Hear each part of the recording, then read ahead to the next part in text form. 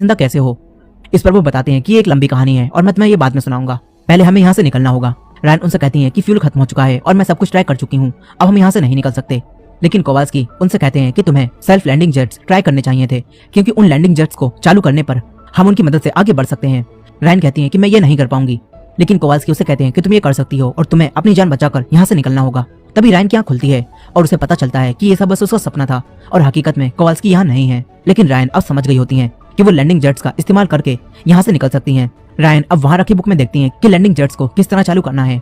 फिर Ryan landing jets को चालू कर देती हैं, जिसके बाद वो स्पेसक्राफ्ट चाइनीज स्पेस स्टेशन की तरफ बढ़ने लगता है। रायन उस स्टेशन के करीब आ जाती हैं। फिर रायन उसी फायर एक्सटिंग्विशर को लेकर बाहर आती हैं और उसकी मदद से खुद को पीछे धक्का देते हुए उसी स्टेशन के पास पहुंच जाती हैं। रायन उसे पकड़ लेती हैं और उसके अंदर जाने लगती हैं। तभी वो मलबा दोबारा से यहाँ आने लगता है।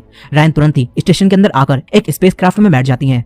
बाहर उसी मलबे की वजह से अब ये स्टेशन भी तबाह होने लगता है। रायन स्पेसक्राफ्ट में बैठकर उसे पृथ्वी की तरफ लॉन्च कर देती हैं, जिससे वो पृथ्वी की तरफ जाने लगता है। इसी दौरान मलबे की वजह से ये स्पेसक्राफ्ट भी खराब होने लगती है और वो पृथ्वी की तरफ तेजी से गिरती है, जिससे उसमें आग लग जाती है और ऐसा लगता है कि अब वो पृथ्वी पर गिरकर तबाह हो जाएगी। लेकिन नीचे गिरने से पहले ही उस स्पेसक्राफ्ट में लगा पैराशूट खुल जाता है, जिससे उसके नीचे गिरने की स्पीड कम हो जाती है। तभी रेडियो पर ह्यूस्टन से रायन का कांटेक्ट हो जाता है। इसी दौरान वो स्पेसक्राफ्ट पानी पर लैंड हो जाती है। रायन स्पेसक्राफ्ट को खोलती हैं, लेकिन अब पानी तेजी से उसमें भरने लगता है। रायन बाहर निकलने की कोशिश करती हैं, लेकिन अब वो बाहर नहीं निकल पाती और ये स्पेसक्राफ्ट पानी में डूब जाती है। पानी में डूबने के बाद रायन किसी तरह स्पेसक्राफ्ट से बाहर आ जाती हैं और ऊपर की तरफ तैरती हैं। वो अपना भारी भरकम स्पेस सूट उतार देती हैं और पानी के ऊपर आ जाती हैं। रायन को यहाँ जमीन दिखती है और वो तैरते हुए जमीन पर आती हैं। जमीन को देखकर उन्हें काफी खुशी होती है। रायन यहाँ खड़ी होती हैं और इस बार पृथ्वी की ग्रेविटी की वजह से वो यहाँ नहीं तैरती और इस तरह रायन की जान बच जाती है। और इसी एंडिंग के साथ ये कहानी यहीं खत्म हो जाती है।